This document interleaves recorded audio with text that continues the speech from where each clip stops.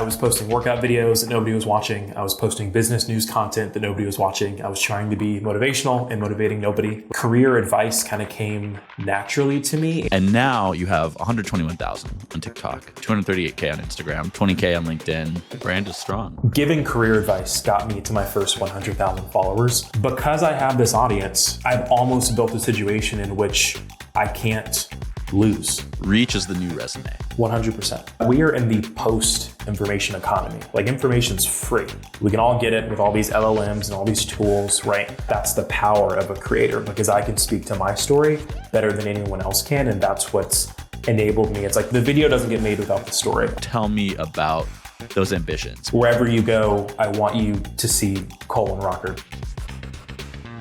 Welcome back to the Creator Spotlight Podcast. My name is Francis Zierer. Today, we're speaking with Colin Rocker, a creator focused on career and corporate content with a particular mission to educate the next generation of young professionals. Colin, thank you for coming on. Of course. Yeah. Thank you for having me. Yes, of course. Okay. So as I understand it, your content creator career in earnest begins with TikTok in 2020. You're skeptical of the app. You download it. You're up till 2 a.m. You're like, oh, wait, actually, there's something here.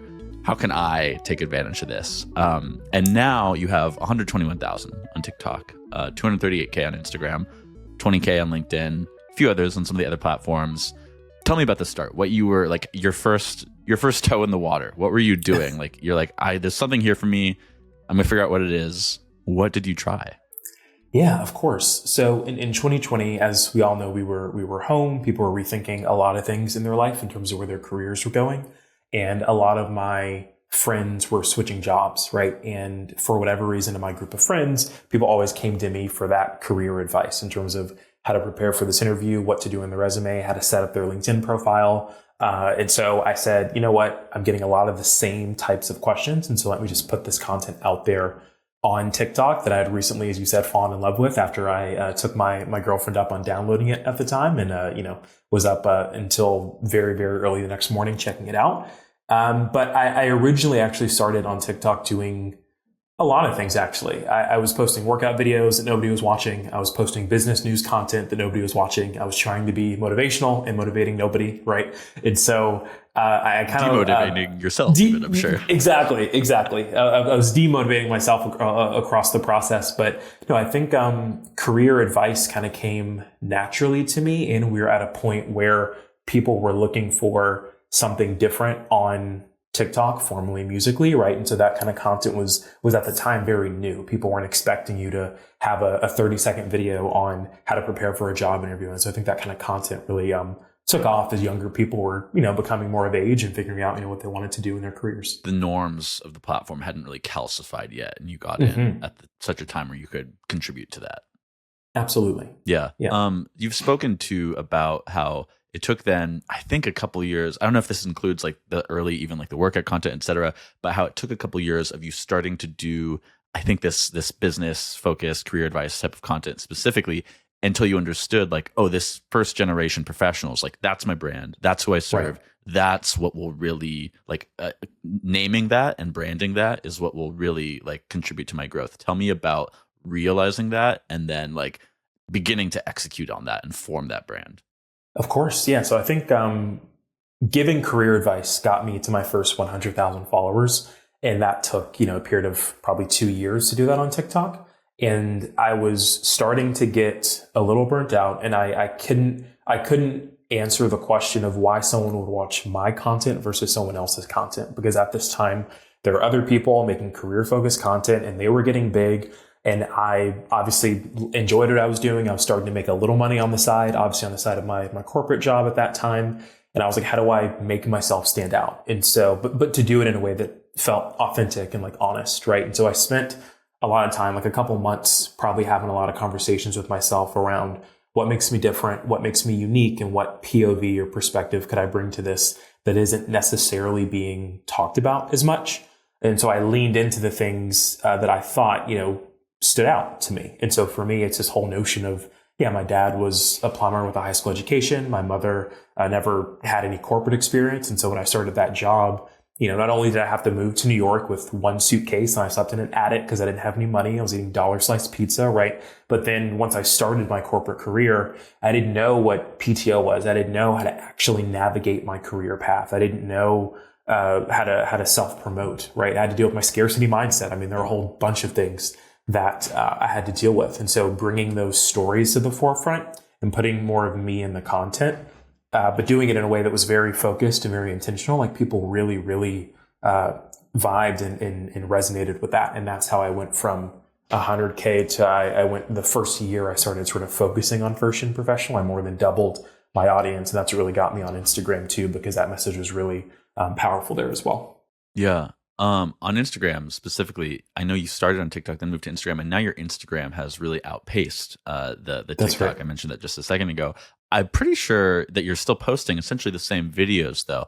Do you have any like hypotheses on why that ended up being your platform? I should probably spend a little more time thinking about that. I do think that there is some aspect of my audience growing with me. And so given the fact that I put a lot of myself into my content as I've gotten married, as I've had my first kid, as I've just gotten older and hopefully wiser, or at least, less dumb. I think that's coming out in the content. And so, I'm not going to say that TikTok, there are only kids on there. That's not true. Right. But I do think that on Instagram, the amount of people on that platform that are in that, 27 to 35 year range, right? I do think that number is larger, certainly the people that are active and engaging with my content.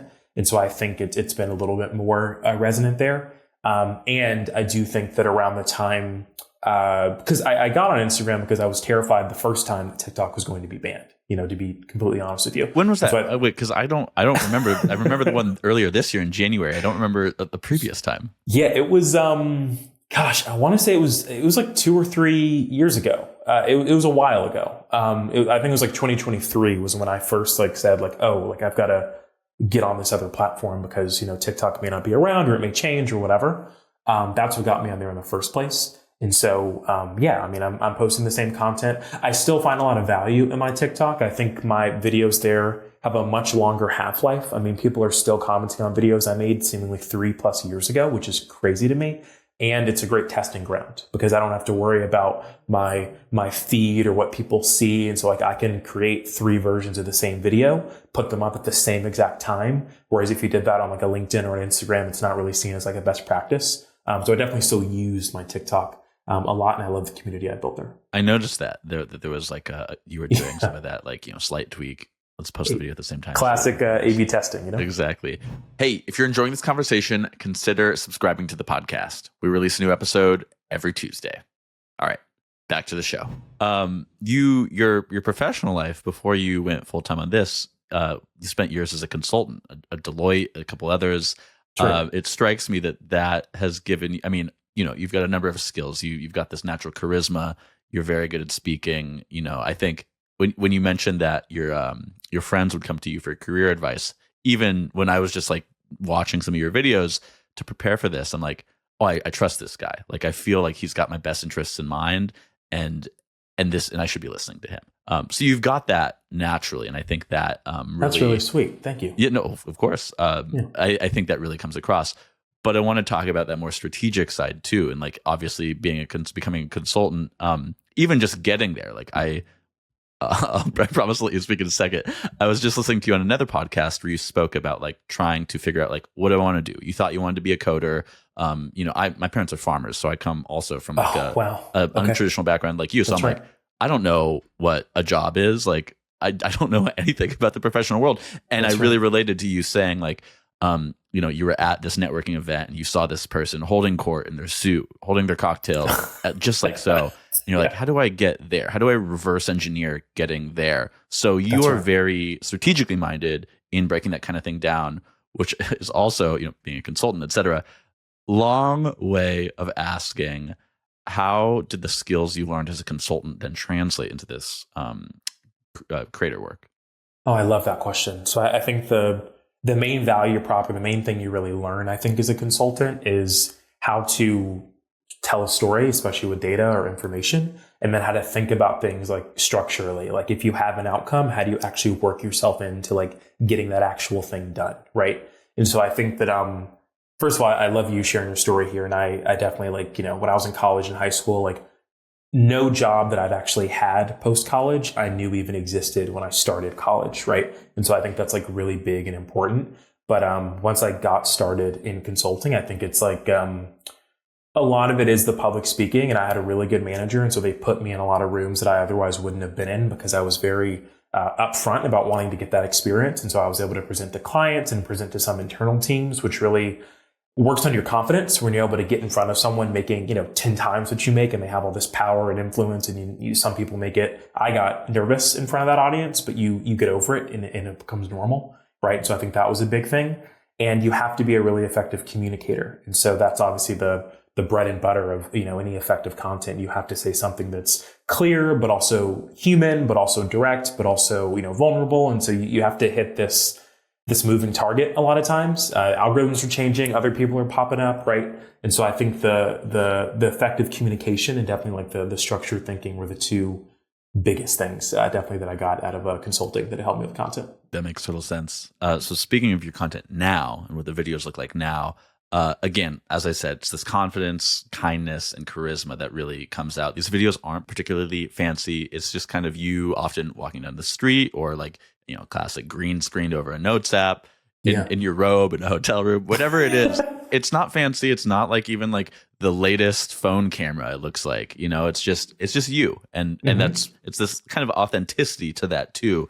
Last week in Creator Spotlight, our assistant editor, Natalia, she wrote this great piece about this and this performance about authenticity and like, what even is authenticity? No one really has a good definition, but it's something, what's that classic line? The judge, like pornography. I know it when I see it. That's right. Like, authenticity is kind of like that too. It's something you feel. All of which is to ask, tell me about your approach to planning this. Are you a content calendar guy? Are you scripting? You've got a spreadsheet with 100 ideas. I'm going to do this one now. How do you actually approach this? Yeah, so I've gone both ways. I'm sure you've seen that meme where it's like the standard deviation curve, right? And on one side, it's the person that's like, just write it on a piece of paper. And then at the top, 50%, you've got the person with the Notion dashboards and the Zapier integrations and all these reminders apps, right? I think I'm on the other end now where I live in a world that obviously content is my full-time job now. So I'm surrounded by ideas and inspiration all the time. And so my big thing is just like, get the ideas down, get the concepts down. And so I use just like Apple Notes and I just type them into notes. And then when I have time, when I'm sitting down like this in an office, I'll sort of scaffold those out into scripts and then I'll sort of make the videos. But I think on the authenticity note, I really think authenticity comes down to just the honesty and the specificity, as well as like with a little bit of like vulnerability, right? I do think that sometimes some people think authenticity is just like putting less effort into the content you make, which like that's like I put a lot of effort into the content I make in terms of the stories I'm telling and how I show up and like making sure my energy is good, right? But I think if I don't have a story, I don't necessarily have a video, right? Like I may read an article or I may come across a paper that's got a really cool statistic, but it's like if I can't make that relevant to my audience through an experience I've had or, a funny like line or hook or way to get into that video, I feel like it's not ready, right? I'm not just sharing information here. I'm trying to be authentic, and my way of doing that is being really like honest and open and sharing pieces of parts of my life and my actual career lived experience. Have there been any specific structured formats or specific categories of story that like you've really zeroed in on over the last year or two? Oh man, this is a good question. This makes me, the consultant mind of me is like, oh yeah, I should totally scaffold that out and like have a couple like different frameworks. But I think it's just obviously the hook is very important, but it's like the story, the video doesn't get made without the story, I'll say. And so a lot of times, I'm constantly reading up on LinkedIn and the New York Times and the Journal and Financial Times and all these things where like I'm trying to get the information in terms of, how are people finding jobs? How is AI impacting the job market? What are young people struggling with? What best internships are out there right now, right? But then it's like once I get all that down, it's like, okay, what's a story from when I was interning, or how did I get my first job when I was starting out, right? And so it's going back and stitching these statistics to actual like stories and events in my life, and then it's just a bit of like mimery. Like I like to sort of mime out how I'm going to come across in the video, which may seem incredibly inauthentic, but I feel that when I'm making the video, I don't want to have to think about what I'm saying, but I want to say what I wrote in the script. You're going to run a 5K. First, you have to run a 5K, 100%. Yeah, exactly. So that's sort of at a very basic level how I think about it. But you've maybe I should go back and document some of that stuff. It's a good question. I'm surprised you haven't already. I'm sure you're being helpful here. I'm curious about the jump once I know you were laid off from your last full-time job. Been there myself. I'm curious. We don't have to rehash that, but I'm curious about the jump then into full-time content creation, the actions you took, the impacts you saw from those actions, that new free time allowed or forced you to do within this work, and what impact you started to see. Yeah, that's right. So I think I love the way you asked that question, because I was thinking in the moment that I realized I wasn't going to have a job anymore, I was considering those options, right? Do I go back into the same industry I was in? Do I try to get back into consulting? Do I go to a startup, right? I'd had a couple people reach out just generally with no knowledge that I'd lost my job. Or do I start content? And it was very much like those were all pretty equal decisions. Like I was making money in content, but it was a very respectable side hustle. I was earning 30 to 40,000 a year, which is great money to be making on the side. But obviously, as somebody with a family in Manhattan, like that can't support you, right? That's childcare for a year. Yeah. Exactly. Yeah, 100%. And so, but also since I hadn't necessarily needed it, that had been sort of a pseudo savings as well. So I had the majority of that money, sort of sitting aside. So I had a little bit of a runway, and I thought that, look, I mean, this kid's only going to get older. I'm only going to get older, right? And so I think that if I want to make that leap, and I had just brought on, a small team of people to sort of help manage the opportunities that were coming in and pitch me for larger ones. And so I said, okay, let me choose to lean into this. And then I sat down with my wife and said, okay, I've got about 6 months of runway. And by the time those 6 months are up, if I'm not hitting the goalposts that I should be hitting in terms of how we, support ourselves and live our lives here in New York City, I'll have to make other arrangements, right? And so that's sort of how we did it. I said, I'm going to lean all in. And then my approach there was to treat content like I treated my career. And so the 60 hours I was giving to the agency I was at right before I got let go, I was going to put those 60 hours back into content, right? This wasn't the time to, go to the beach or sulk or chill, right? Like I had a baby, I had a lot of responsibilities, right? And so I was going to networking events, I was traveling a lot, I was getting on informal calls with LinkedIn, people I had met, and I was really trying to drum up a lot of attention and focus towards the fact that I was doing this thing full time. I had a lot more availability, selling myself as a speaker, as a marketing consultant, as a career coach, right? Just doing anything and everything to sort of grow the business, and that's kind of how that decision was made. How large was your audience, and on what platforms at that point in time? At that time, maybe just around like 360, 370 in total. So pretty similar to what it is now. Now I'm just over 400, but yeah, so it was definitely sizable. And again, like, let's be honest here, like that was a huge part of it, right? I felt like, based on the schedule that I was keeping and obviously working a full-time job, I had to say no to a lot of things just because I didn't have the time, but I definitely had the interest, right? And so that was also something in the back of my head. I was like, now that I'm open, I can go to this event or I can do this deal that requires me to travel into this city on a weird Tuesday, right? And so, yeah, but I had around like maybe like say 350,000 total. Mm-hmm. There is one of your videos. It's you teaching people how to properly use a napkin at a business dinner in a formal setting. And there's this comment on there that struck me. This person says, I hate the idea of bending to be a certain way. And you reply, you perform social norms every day already, though. And they reply, yeah, but that doesn't feel like a social norm to me. It feels very forced and superficial. And reading that, I'm like, well, you need to be able to understand how to be in these spaces if you want to be in these spaces, or how to move through society in this way. Correct. This is something that I definitely believe. I remember before I got like a professional, let's say white collar job, I was like, I just need to get an in. I need an internship or a foot in the door, and I will be able to quickly learn the codes of that world and navigate it, thrive in it, move up in it. All of this I say to say that, like, the way that you'd built this up, the way that you'd built this image and reputation on LinkedIn and these other platforms, like, it was you doing this. And there's a phrase in your LinkedIn, like the one-liner bio or whatever, the subheading, reach is the new resume. And that's right. I want to connect that to this, where like it's a form of career protection. It's a form of like you like you saying like I know how to fold a napkin or I know how to That's right. perform in these settings. Yeah, I just wanted to connect those few things. But tell me about this idea of reach as the new resume and like building this up, building up this audience as a form of career protection, whether you were going to do this full time or not. It's insurance. I love the phrase career protection. Yeah. So it was about a month from the date I lost my job to when I first told people on the internet. And in that month, I'd already made the decision that I was going to do content full time. Right. And so when I announced it, it was more so just as kind of like hey, like the paradigm has slightly shifted. I'm still very passionate about career education. I'm still going to come on here and tell you how to network and what napkin to use or what fork to use and all this stuff. But just so you know, this is what's going on, right? I got to update my LinkedIn now, right?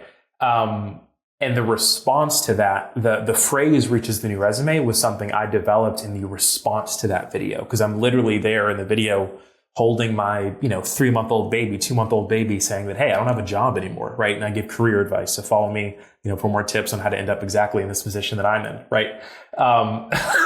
And people wouldn't the opportunities were insane. I got so many DMs and texts and messages and comments from people at every big company you could hear from, all the big consulting firms, all the big tech companies, big media organizations here in New York City.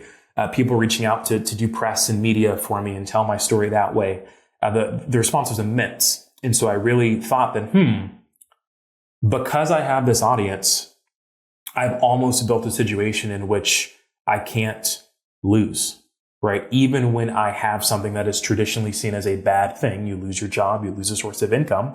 The only major source of income I had, just because I had that audience, people had enough trust and faith because I was showing up consistently and delivering my knowledge, right? And given the fact that I wasn't let go for anything performance related, I think it really helped me. And so that's sort of where that phrase came from. And I see it now every day, especially on LinkedIn, of people showing up, not really having the desire to even go full time because they're, if you work in machine learning at Meta, right? Like I think your compensation and your career trajectory, I think you're pretty happy about that, right? And so, but they know that that's how they get the speaking and that's how, maybe that's the path to a book deal, or maybe that's, how they start doing like an adjunct professorship somewhere. It's like it opens the door up to all these other opportunities. And so I went through that and I saw that in my own life and sort of that's where that phraseology sort of came from. And I'm probably tagged now on LinkedIn like at least 3 to 5 times a day from people sort of like ringing that phrase open and saying, oh, I heard this from Colin, which is really cool. Because I think it's become a bit of a calling card for like the power of social media in one's career. That's awesome. No, I think something you said about layoffs there too. In a couple weeks, I'm interviewing this woman, Melanie Ehrenkrantz, who runs a newsletter called Laid Off. Yes, I'm subscribed to her newsletter. Exactly. Yeah. And awesome. I mean, also earlier today, I read that Polygon, the Vox-owned video game journalism outlet, basically, I think they got acquired or something. Basically, everybody was laid off, right? Oh my goodness. I've been laid off. I was laid off a couple years ago. Layoffs are just normal now. I think the idea of like layoffs as a mark of shame is dead. It's more just like that's a part of the career, but that's also why it's so important to build to have that reach as the new resume, right? To have your online audience. It's like going back to that napkin comment. It's like maybe you don't want to like bend to this social norm and have this audience and like build this persona on LinkedIn, but like you can't lie. Like you have to admit it works and it's worth doing. No Definitely. Question there. Maybe just an observation. Yeah. No, I completely agree is all I'll say. Yeah. Okay. So earlier you were saying that before you were let go, you'd made 30 to 40,000 in the previous year from your work as a content creator. You don't have to tell me exactly how much you're making now. You don't strike me as that kind of guy. But I am curious all the different ways and the percentage breakdown of your overall revenue pie of each way you're currently making money as a creator. Yeah, of course. And so, I mean, without giving specifics, I've definitely replaced what I was making in my last corporate role with content, which I think is like an incredible blessing. Congratulations. I think thank you. It's been really nice. But today, probably 90% of my income is brand partnerships. And so these are, you know what these are. I won't even explain what that is, right? They're brand partnerships. A large part of, I think, what drives the number to be as high as it is the fact that I have, as you said, presence on multiple channels. And so with, how usage and platform rights are. And so like I can sell a lot more on partnerships, but if you follow me on one of these platforms, you don't feel like it's inundated, right? Because, I'm only doing 1 to 2 partnerships, every 2 to 3 weeks, right? But it's across all these different channels. And so I think that's what's been really helpful for me, is having a sizable audience on like the big, social media platforms of the day. So other than that, other than brand partnerships, I would say second is digital like career guides, right? I've got some very low ticket things I offer, like a goal setting guide for $20, a promotion template for $10, right? Very small things to sort of help people. And a lot of my free stuff, people give me like tips, which I think are nice. Like I sell like a free like networking template, and people will toss me like $3 to $5 for that, which is like really cool. Well, and the direct value you get from that too is really less than the brand equity value you get that then allows 100%. You to even sell these brand partnerships for a higher ticket. 100%. Yeah, exactly. That's a big part of it as well. And then I do some public speaking. A lot of that is still free, but it's good, as you said, for the brand building. But some of that is paid. And then if it's the right fit and if I can figure out the timing for it, I do coaching for like career coaching, personal branding coaching. Sometimes the brands and organizations will reach out to me too to get my POV on their creator or influencer marketing or partnership strategy and how just they market organically to their audience, which I think is really nice as well. Because that's not my core skill set. I studied information systems and data analytics, right? I'm the R and Tableau and like, Excel spreadsheets guy. And now I get to talk about, content marketing and branding, which is pretty cool. Has any monetization strategies or experiments, or whatever, any flops that you tried it just was not for me? I'm never doing this again. Plenty of flops. Yeah. I never want to say I don't want to try anything again, but yeah, I've definitely, I've tried to launch courses that weren't as successful as I probably would have wanted them to be. I've had last summer, the summer I got let go, I did like an internship community. So for that summer, I mentored a group of people, and the community was, I guess this is only a flop by my own expectations. Like I had 10 or so people in there, and they were really engaged, and I actually got some really good friendships and relationships out of it. I guess I just wanted it to be a bit, larger than it ended up being. But for the people that actually did it, I guess that was actually a pretty enjoyable experience, but very time intensive. And so probably not worth the money. But yeah, no, I think those are like probably the 2 big ones that I can remember. But I've always been willing to just try, right? Like if the alignment is there, right? Like I don't want to just show up and try to, punch coins out of my audience, right? Like I want to make sure it's like the right opportunity. But yeah, definitely a couple flops along the way. Everyone's got them. You got to fail to find the thing that works. That's right. With brand partnerships specifically, I'm sure you have inbound that you turn down because the way that your brand is and the content you do, there are specific values that you want to adhere to. I'm sure things that, companies that just would be a bad look for you to partner with. Tell me about the decision-making process there, and like what you really look for in a good brand partnership. Totally. Yeah. So I think the big thing for me is just staying away from things that, like you said, would be like a brand risk. And so like I don't do any crypto partnerships. I try to even stay away from like financial services companies unless they're like quite reputable. Like I've been an Ally Bank customer for 10 years. And so when they reached out, like, of course I'm going to take that partnership. But in terms of like financing and loans and some of these other financial products, like I try to stay really, really close to like what I think my audience needs. And also just like the most reputable financial institutions that I can find, right, are the ones I'll take. But yeah, for consumer products, right, like something like I was able to do a partnership with AG1 or Athletic Greens earlier this year that I thought was really cool. It's got to be like something I either use in my day-to-day life right now or would. And then if not, maybe something my audience would find use for, right? And so like a lot of things related to, job opportunities or college alternatives, right? Obviously, I'm not looking for a college alternative, but a lot of people in my audience are because they come from non-traditional backgrounds. And so I have partnered with organizations that sort of offer different pathways into white collar or even, trades and other sort of career paths. So that's stuff I'll speaking about your audience demographics for a little while, you're just, obviously I'm sure a lot of people are like, 16, 17, 18, they're going into college. They're trying to figure out like, not even how do I get on this path? What are the available paths? Yeah. And you were also earlier referencing people who have been growing up with you, and maybe now they have a kid, and they're married, etc. They've been following you for a few years. What can you tell me? What do you know about your specific audience demographics? Yeah, no, good question. So the vast majority are in that 25 to 34 demo, but that has shifted over time. Because when I started making content, I was 24 years old, right? And so my audience leaned younger. And so I've definitely seen over time, the graph has sort of slowly shifted, even without me trying to move it, just as I don't want to say matured, is it, you know what I mean? But like as I've gotten older and as my point of view, I guess, has changed. As sand falls through the hourglass? Yes, that's good. Yeah, as the sand has continued to fall, I guess the way I talk about things makes me more relevant to a slightly older audience. But I would say, especially on TikTok, again, I think that's more so due to the fact that I started on TikTok and my oldest videos are still on that platform. I do get a lot of comments from people who are like, I mean, I've got, 16-year-olds in Pakistan and like 18-year-olds in London that send me messages of like, I've never heard of this job path, or, living in New York sounds so cool. And like, it's really cool. So I respect my whole audience. And then on LinkedIn, you've got, 64-year-old, CXOs or, very high level people that are like, either in very, agreement or very staunch disagreement with the post I put out. So, the way you just talked about, you said like these people saying, "Oh, living in New York seems cool." The way people say in like certain movies or shows, like New York is a character, like Sex and the City. It's like New York is the yes. fifth lady in that show or whatever.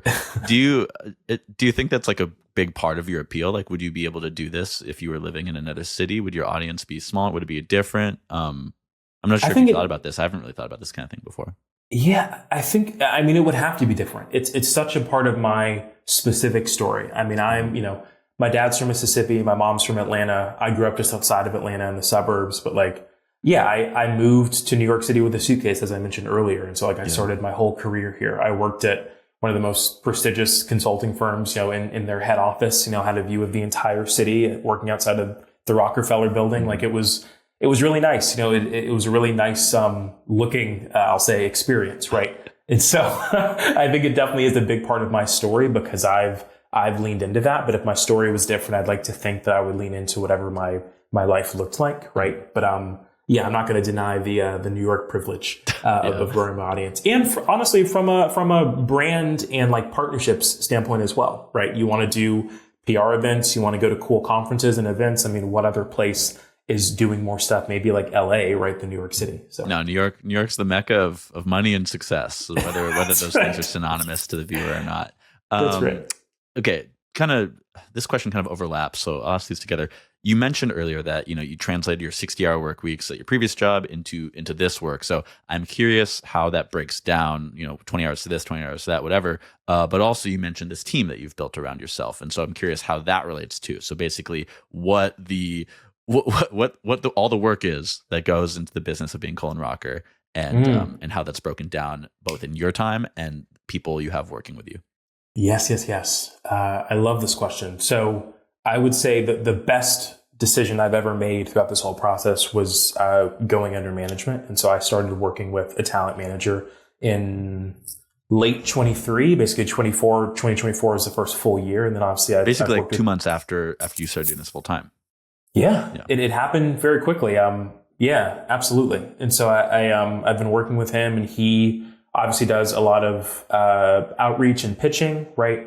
He does a lot of business conceptualizing as well. And so he's also like a bit of a thought partner. So when I have an idea for something like, I've got these networking events I throw in New York City, right? And so we're thinking of ways to like partner with brands on that. And he obviously handles a lot of the contracting and negotiation. And so most of my time is focused on, creative production and like engagement, right? And so whether it's ego or stupidity, or I like to think, care, like I like to control good old human nature. Yeah, exactly. I like to control the full creative process of my content. And so from the concepting to the size of the captions on the video, like that's all me. I've worked with editors in the past for very specific and like, called out things. But 99% of my videos, I'm the person, it's my thumbs, it's my, keystrokes or whatever. And then, it's the engagement and sort of staying attuned. And I like to dedicate a big part of my day to what I call just, biz dev or just like seeking out new opportunities, right? Whether that's press, whether that's people I want to meet, whether it's having calls with people that I met in an event but I didn't really get to connect with, and just like making sure my name is out there. Honestly, a big part of my strategy for the business is like, wherever you go, I want you to see Colin Rocker, basically. And so it's like, if there's an event happening on career, on first gen, on personal branding and marketing, like I want to be associated with that. And so a lot of my outreach is to people who run events, people who have communities, people who are moving and shaking in the industry, right, at big publications, just making them aware of my existence.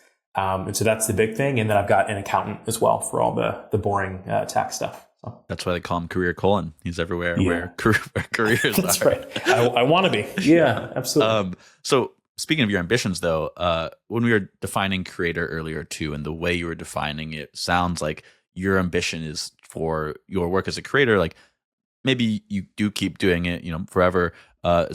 Certain, maybe not the 60 hours a week, or not that it's the full 60 hours. But my point is, it's clear to me that you want to build a distribution platform for other forms of monetization, and that brand deals, you don't want brand deals to be 90% of your revenue forever. You have ambitions for that to be a certain smaller portion of the pie. So tell me about those ambitions, maybe both more near term, like let's say within the next 3 years, but even dreaming big next 10, 20 years too. I'm curious how you're thinking about it long term.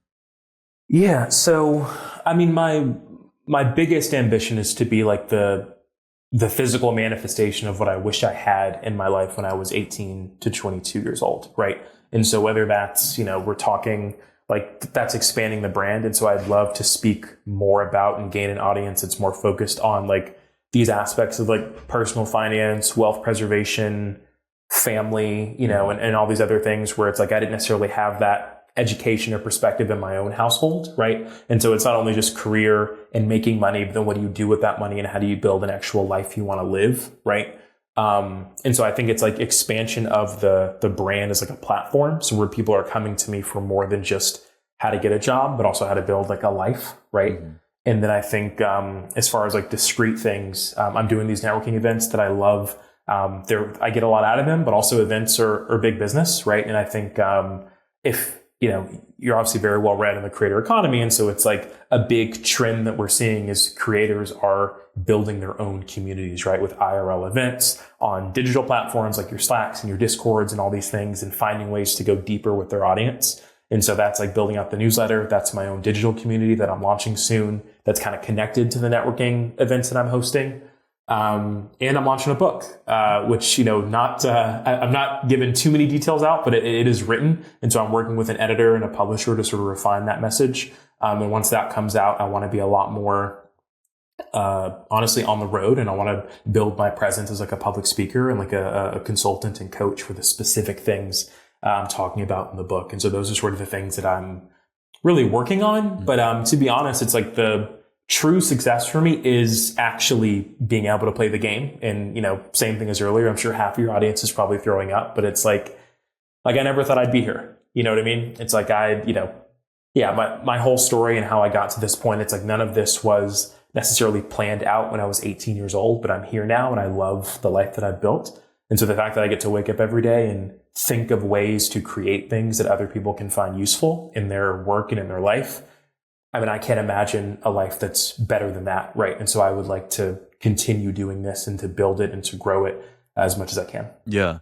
On a more reflective note, when I think about where I come from and my parents, it's a small organic farm. They own it, and nobody's taking it over. My sister has started her own farm, right? But my parents are going to have to sell their farm soon. They're getting old. They won't get a ton of money for it. Maybe a bit of money for the land too, but they've been doing this great work for 40 some years, growing amazing organic food, flowers. Thousands of people in their community eats it, right? Like that is so amazing to me. But I saw them working 7 days a week, not a ton of money in it. I was like, I don't want to work 7 days a week, and I want to have more money than we did growing up. That's right. And I think, me and you are kind of aligned in a similar way here. But sometimes I wonder, I'm like, what am I doing here? I'm making media, like hopefully trying to make the world a better place. Like a core goal for me is like, the number of people participating in the creator economy is going to go up. The amount of information around there or out there is going to increase exponentially. Maybe through my little intervention, I can increase the quality somehow and like the way people treat each other within this world. Again, I think for you, it's a similar thing. It sounds like where you're going with this is it's less just about career, but it's more about like building a stable life financially. I think is the core root of it, and career is just a proxy for that. Maybe I've got that wrong. I don't know. But what I'm curious is if you ever like how you relate back to that. Your dad being a plumber, your first job being at Chick-fil-A, like because for me, I'm like, that's such good work that has this clear impact. And sometimes I feel this type of work is more abstracted, and I, not that it totally keeps me up at night, but it's something sometimes I'm like, should I have taken over the farm? Like, would I be? Is that more impactful growing amazing organic food than doing this? So I'll stop there, but I'm curious if you kind of ever think about this kind of thing. Yeah. Oh my goodness. You're getting to the crux. I think, look, I mean, on a very real level, I spent a lot of time working with my dad when I was younger. Those were my summer vacations, is when I'd wake up at 6 a.m. and go with him to the job site. And I'll just tell you in few words, I don't think I'm cut out for the plumbing lifestyle, or that's what my dad told me. So I don't think that was ever necessarily the cards for me. Well, you're quite good at this, so it works out. Exactly. But I think to your point, though, that's where I guess the way I see that is it makes me all the more like grateful for the life that I built, because I'm very aware of the alternatives, right? I mean, my older brother, when he graduated high school, he ended up going into the Air Force. And then a couple of years later, he ended up passing in that service. My sister still lives in our hometown, and she's had her own journey through life, but hasn't, matriculated through like a 4-year college program or something. And so for me, it's like looking at my family and my journey and like where I've been able to get to. I think it gives me the gratitude and the go forward to just keep doing this, because it's like, I know what the alternatives are, right? And I think I like this. I know I like this a hell of a lot more. And to be honest with you, it's a big thing I get out of getting out of, this office and in my apartment and sort of going out into the world and like meeting people and talking to people, because that keeps me current and like relevant.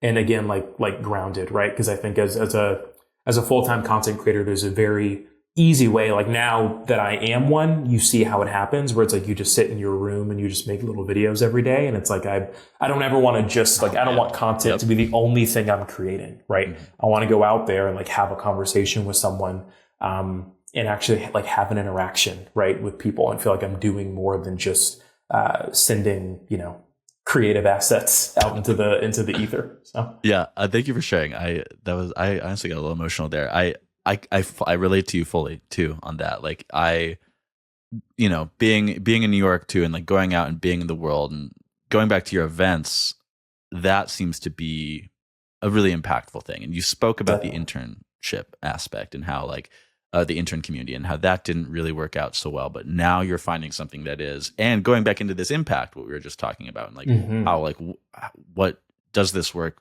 really bring that value to the world? I think that's a big reason why events are becoming more popular, is because it's so much more high impactful on on an individual person level than somebody watching your video and they're like, that's nice. Maybe they're motivated. Maybe they don't really act on anything. At an event, you act on these things. You make connections. You build this life, right? So tell me more about how you're actually making that work this time, and this new intention around events and community building will be successful in a way that early internship cohort was not as successful for you. Yeah, so I think with the intern cohort, I felt like it wasn't as like branded or defined, or I guess purposeful. It wasn't as purposeful as the community. So my networking events, which I call it a professional meetup club, because I do want it to feel more like a meetup than like a networking like standard event, right? Where you get your little sticky name tag, you're in business casual, you walk up to someone, club give them a implies handshake. Continuation. Exactly. Club implies continuation. It hints at exclusivity, but it's not really exclusive. You just have to show up as yourself, right? And then congratulations, you're in. right? But I think the naming of it was chosen very intentionally, and it's called For the First because I wanted to expand the platform with the idea of what a first is, right? Because when people hear first gen, it's like, okay, first gen student, first gen American, like people like understand what that is. But a lot of people show up to my events and they're the first people to move to New York City, or the first people to earn six figures or go into this specific field or raise money and do their startup, right? And so you lose track of all the things you do that are the first in your family, but you don't realize like you're having to do them all alone. And so that's why the community exists, to bring these people together that are out here every day chasing something very different from what anyone else in their family has done, but they're looking for ways to connect with other people, but also feel like at home and like welcomed, right? And so that's like the why behind the community. And I feel like the internship community was like, let me help you navigate through your internship, which was like, this was more what like you to them connection, whereas this is more like we are in this together. Exactly. And I've created something where like I'm not the most important person, right? Which I think is really good. Like the internship community was like, come and learn from me at the mountaintop, right? Yeah. Whereas like this thing is like people are self-organizing inside the community based on other sub-interests that they really, really like that I'm starting to see now. And I'm like, wow, that is so that's cool. That's community. That's when community is actually happening, is when that. Exactly. It's not like an influencer meet. Like no one shows up because I'm there, right? Half the people that show up like have no idea who I am. You are just a facilitator. Like, correct. Which is what I want, right? Like I don't want people, coming up and asking, me questions. Like, but yeah, people are, that still happens and that's fine. Well, it's like that, what's his name? Yeah. Seth Godin, I think that the marketing guy. The tribes guy? His whole thing. People like us do things like this, right? Like that's kind of what you're describing to me. Oh, I like firsts. That. Yes. Yeah, it's one of his principles. Another thing that I wanted to make sure we touched on before this ends, your newsletter, which I think is called Weekly All Hands, right? Yes. Which I love because again, it's that community thing of us being in this together. As far as I know, what I could find looking back, you started this 8 months ago. Yes. Curious why you started that, what the goals were, how it's going. Yeah. So I started a newsletter because my manager said I should have one. So not the most, insightful of startings, but it's been fun because I think, there's this whole quote. I think it's Stephen King maybe said it or somebody where it's like, if you're not a clear thinker, you can't be a clear writer. Yeah. Right. Well, writing is thinking, in my opinion. Correct. Exactly. And so it's been a fun challenge for me because you can sort of you can always verbally process, which is what we've been doing for the last hour. But it's like when it's the written word, like it's just a slightly different skill. Right. Yeah. And so it's been good to work on that. And then it allows me to go deeper on things where I can't necessarily in a 60-second video get across. And so in that newsletter, you're getting career advice, of course. You're getting visuals. And so I always pick a couple cool photos from my camera roll that I throw in there. I've started something called like the career creator corner. And so people that are working. Yes, exactly. So people that, have jobs that basically want to do some version of what I do, right? And use that reach as the new resume and grow their presence, right? Like I'm giving tips there. I'm sharing like a playlist of like songs I listen to when I'm working or editing or going through emails, right? That people really like. And there's like a portion in there that's like an AMA. And so people ask me questions in my IG stories, and I'll pick a couple of them and then I'll answer them in that newsletter. And that content is only in that newsletter. And so obviously it's free to subscribe, but like you're getting something that you're not getting in my other content. So have you, if you haven't heard this, you might dig this. Have you ever heard of this idea of content capital? No. So I got this woman, Kate Eichhorn, wrote this book, Content, part of the MIT Press series. I read it a few months ago. I wrote this essay on it for the Creator Spotlight newsletter. And I riffed on her idea a little bit. But the idea here is that content capital is your reach, your following, your ability to distribute information to people on the internet. Where I kind of took it is like content capital is really, leaning into the capital aspect is the only truly liquid form of content capital is an email list. Is a CSV that you can export and you've got all these people, right? And so I trust that's kind of what happened here is you have this 400,000 plus following. I don't know if you're promoting the newsletter in any paid way or anything, but to me, it seems like it is a form of liquidating the content capital that you've built across your social followings. Yeah. And it's, your most engaged followers, most engaged members of your audience then come into this. And now you have this email list with them. I love that. Yeah, exactly. And so I have noticed where it's like people will respond to it, or it's like with the platform I use, I can always see like what specific links people are clicking on, you know? And so that's always nice to see what people, and by and large though, the links that people click on the most are the ones where I'm talking about or promoting the in-person events. Because like you said, I mean, I guess I didn't put two and two together, but like my most engaged followers are the most likely ones to show up in person at an event, right? And so, and that totally plays out in the data that I'm seeing. So yeah, you just, you answered a question for me. So thank you. Happy to be of help. One more thing that I've been thinking about recently and that you mentioned on your episode of the 9 to 5 Quitters Club podcast. This is something that came up when I was speaking to the guest on this week's episode, as we speak, of the Career Spotlight podcast, Adam Biddlecombe. He was talking about how over the last 2 years, he grew his LinkedIn audience from 0 to now it's, when I spoke to him, it was 200K. 13 days later, it's 212K. Today, I'm sure it's like 220 something. Okay, so he spoke about how when he was just starting to build it, you know, you look at some of these big creators and you want to take the formats they're doing maybe, but you don't want to do the style. These bigger creators have more leeway to post more like, you know, general advice and like lifestyle stuff. When you're a smaller creator, you need to be posting the really educational stuff, the niche stuff. But once you get bigger, you can start posting more of these generalized things. And you were speaking on this on the 9 to 5 Quitters Club. You said that at the beginning, it was all, I'm going to quote you, it was all niche, all topic, every single video, tip, tip, tip, tip, tip. But that now you found this whole other side of your audience and self recently where you've been getting more comfortable with being more vulnerable. And to me, this map, I instantly thought of what Adam had said of like, you need to be more educational at the beginning, but as you get bigger, you want to be more, you can get more general and more like about yourself. So I'm curious if that was like, if you really noticed that as you grew or more natural or how this came to be.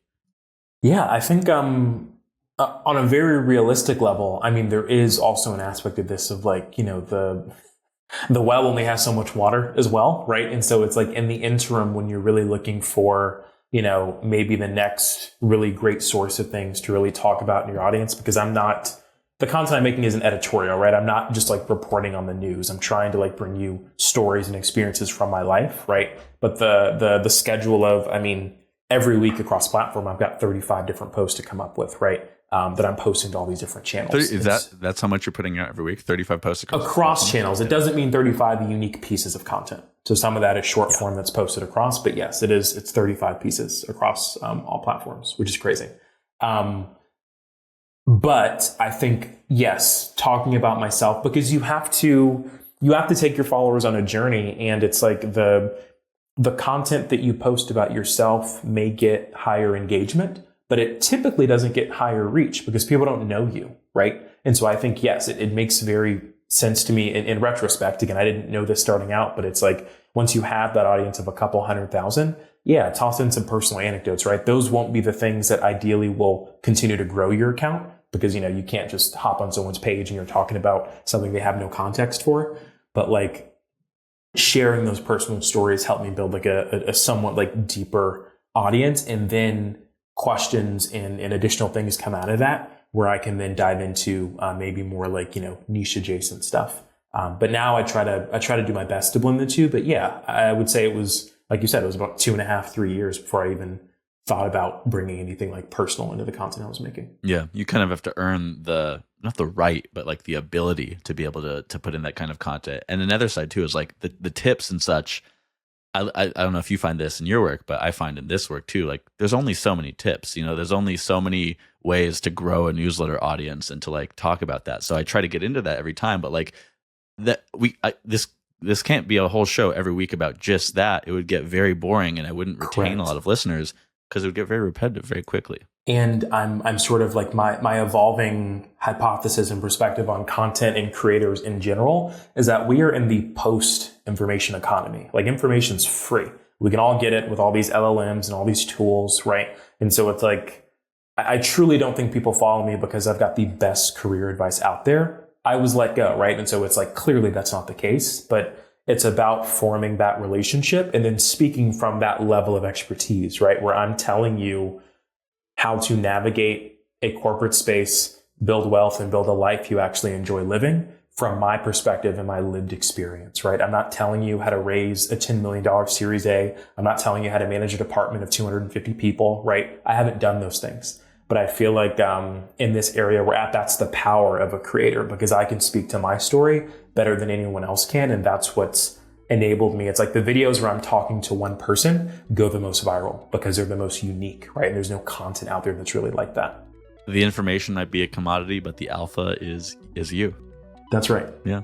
I think we'll end it there. This has been really a pleasure speaking with you. Is there anything else you would like to leave our listeners with, or anything you'd like to plug? I don't think so. I mean, obviously you can find me on the internet at career Colin or Colin Rocker. But no, I mean, I really enjoyed the conversation, and thank you. Yeah. Thank you for coming on, and listener, I will see you next week.